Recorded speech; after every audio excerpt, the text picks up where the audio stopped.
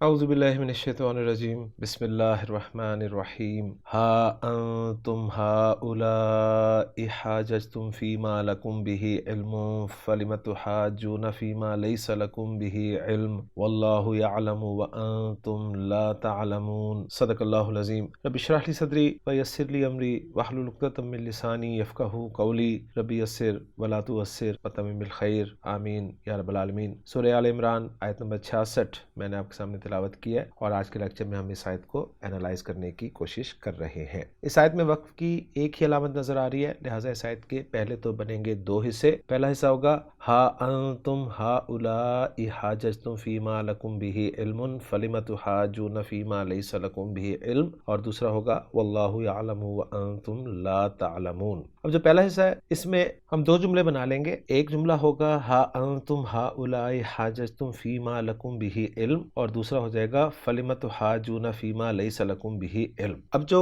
پہلا حصہ ہے اس کے پہلے حصے بات کریں گے، اس میں پہلا لفظ جو ہے وہ ہے ہا، اور یہ ہا جو ہے یہ حرف تنبیہ ہے، ذہن میں رکھیے گا۔ اس کے بعد انتم ضمیر مرفوع منفصل جمع مذکر حاضر کی ہے، ہا اولائی جو ہے یہ اس میں اشارہ جمع مذکر قریب کے لیے استعمال ہوتا ہے۔ حاججتم فعل ماضی جمع مذکر حاضر کا صیغہ ہے، ہا جیم جیم روٹ لیٹرز باب مفعلہ سے ایک مرتبہ پھر فعل آپ کے سامنے ہے۔ فی حرف جر ہے جس کے بعد ما جو ہے اس میں موصول ہے، جس کے بعد لام جارہ، اور لام جارہ کے بعد کم ضمیر مجرور متصل جمع مذکر حاضر کی ہے۔ با حرف جر ہے جس کے بعد ضمیر مجرور متصل واحد مذکر غائب کی ہے، اور علم کا لفظ جو ہے یہاں پر مرفوع نکرہ آپ کو نظر آ رہا ہے۔ اب جو دوسرا حصہ ہے پہلے حصے کا اس میں فا حرف ہے، لما اسی طرح لام حرف جر اور ما اس میں استفہام کا مجموعہ ہے۔ تو حاجونا ایک مرتبہ پھر آ گیا ہے، پچھلی آیت میں بھی آیا تھا اور تفصیل سے ہم نے بات اس پہ کر لی تھی۔ فی حرف جر ہے، ما اس میں موصول ہے، لیسا فعل ناقص ہے، اور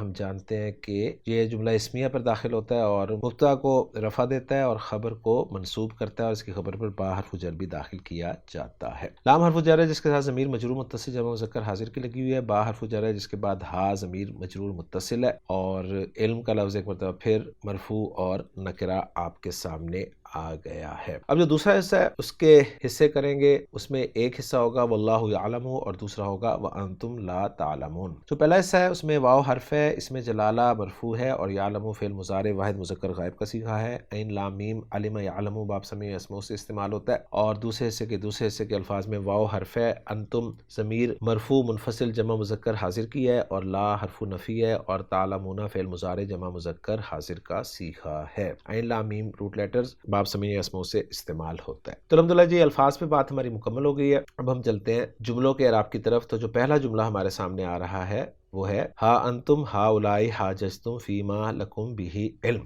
ہا جیسا کہ میں نے بتایا کہ حرف تنبیہ ہے، تھوڑی سی ترکیب اس کی ٹیکنیکل ہے تو ذرا غور سے سمجھنی ہے۔ انتم جو ہے یہ ضمیر مرفوع منفصل یہ مبتدا بن جائے گا، اور اس کی خبر جو ہے نا وہ ہوگی حاججتم۔ اب بیچ میں یہ جو ہؤلاء ہے اس کو ذرا ابھی سائڈ پہ کر دیں، اس کے بارے میں اینڈ پہ بات کروں گا۔ تو گویا انتم حاججتم یہاں سے ہم جملہ اسمیہ بنا رہے ہیں۔ تو حاججتم فعل و فاعل ہے، تم ضمیر مرفوع متصل اس کا فاعل ہو گیا، فی حرف جر ہے جس کے بعد ما اس میں موصول محلاً مجرور قرار دیا جائے گا۔ ما اسم موصول کو جب صلۃ الموصول چاہیے وہ یا تو جملہ فعلیہ ہوگا یا جملہ اسمیہ ہوگا یا پھر جار مجرور ہوگا سمپل، یا پھر ظرف مضاف الیہ ہوگا۔ تو یہاں پر جملہ اسمیہ جو ہے وہ ما کا صلۃ الموصول بن کر آ رہا ہے، جس میں لکم جو ہے یہ جار مجرور ہو کر خبر مقدم ہو جائے گی، اور بھی جو ہے یہ جار مجرور ہو کر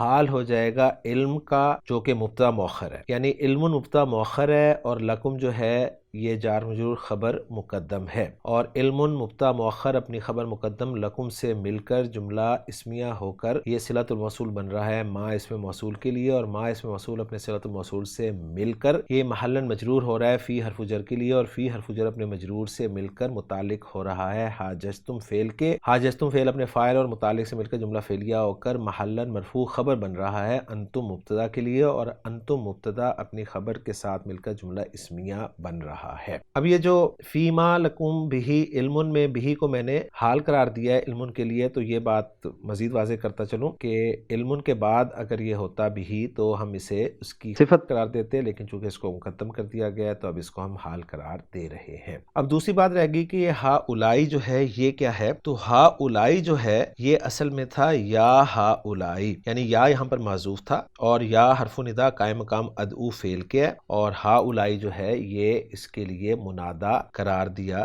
جائے گا جو کہ پھر مفعول بھی بن جائے گا ادعو فعل کے لیے، یعنی یا قائم مقام ادعو فعل کے ہوگا اور ادعو فعل اپنے فاعل اور مفعول بھی یعنی یہ جو منادا ہا اولائی ہے سے مل کر جملہ فعلیہ ہو کر ندا بن جائے گا، اور پھر جواب ندا کی جگہ پر جو ہے وہ انتم حاججتم فیما لکم بھی علم آ رہا ہے۔ تو یوں یہ جملہ جو ہے وہ تھوڑی ٹیکنیک کے ساتھ جو ہے اینالائز ہو جائے گا۔ اب جو پہلے حصے کا دوسرا حصہ ہے فَلِمَ تُحَاجُّونَ فِي مَا لَيْسَ لَكُمْ بِهِ علم، اس کو اینالائز کریں گے۔ فا کو ہم عاطفہ قرار دے دیں گے، لما جو ہے یہ جار مجرور متعلق ہو جائے گا تحاجون فعل کے، یعنی متعلق مقدم ہو جائے گا، اور بالکل ترکیب ایسی ہی ہم پچھلی آیت میں کر چکے ہیں۔ تحاجون فعل با فاعل ہے، واو ضمیر مرفوع متصل اس کا فاعل ہو جائے گا۔ آگے ہے فی ما لیس لکم بہ علم، تو اس کی ترکیب بالکل ویسی ہوگی جیسی فی ما لکم بہ علم ہم نے کی ہے، فرق صرف یہ ہوگا کہ فی حرف جر ہے، ما اس میں موصول محلاً مجرور ہو جائے گا اور اس کے صلۃ الموصول کی جگہ پر ایک جملہ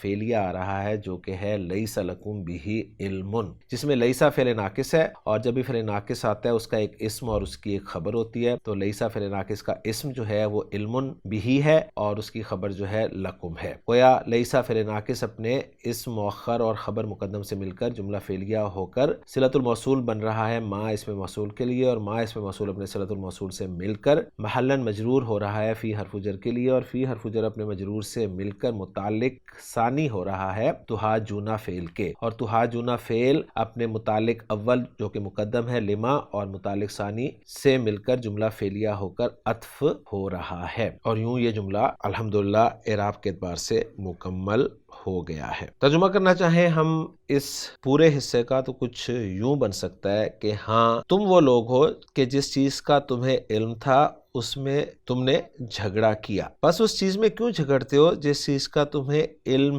ہی نہیں۔ اب جو دوسرے حصے کا پہلا حصہ ہے وہ سمپل ہے، واو کو ہم استنافیہ قرار دے دیتے ہیں، اللہ اس میں جلالہ مبتدا ہے اس لیے کہ مرفوع ہے، اور یعلم خبر کی جگہ پر آ رہا ہے جملہ فعلیہ جو کہ فعل اور فاعل کا مجموعہ ہے، ہوا ضمیر مرفوع متصل اس کا فاعل ہے، اور یہ جملہ فعلیہ جو محلاً مرفوع خبر بن رہا ہے مبتدا کے لیے، اور مبتدا اپنی خبر سے مل کر جملہ اسمیہ بن رہا ہے، اور ترجمہ کریں گے اور اللہ جانتا ہے۔ وانتم لا تعلمون، واو کو ہم عاطفہ قرار دے دیں گے، انتا ضمیر مرفوع منفصل مبتدا ہے جس کی خبر کی جگہ پر لا تعلمون جملہ فعلیہ آ رہا ہے، اور لا تعلمون جو ہے لا حرف نفی ہے اور اس کے بعد تعلمون فعل بفاعل جملہ فعلیہ ہے، واو ضمیر مرفوع متصل اس کا فاعل ہے، پھر لا تعلمون فعل اپنے فاعل سے مل کر جملہ فعلیہ ہو کر محلاً مرفوع خبر بن رہا ہے انتم مبتدا کے لیے، اور انتم مبتدا اپنی خبر سے مل کر جملہ اسمیہ بن رہا ہے، اور اس کا عطف ہم پچھلے جملے پر کر دیں گے یعنی اللہ یعلم پر، اور ترجمہ کریں گے اور تم نہیں جانتے۔ تو الحمدللہ جی ہماری ورکنگ مکمل ہو گئی ہے۔ اس آیت کے حوالے سے محمود صافی صاحب کی ورکنگ پر اب نظر ڈالتے ہیں۔ محمود صافی صاحب نے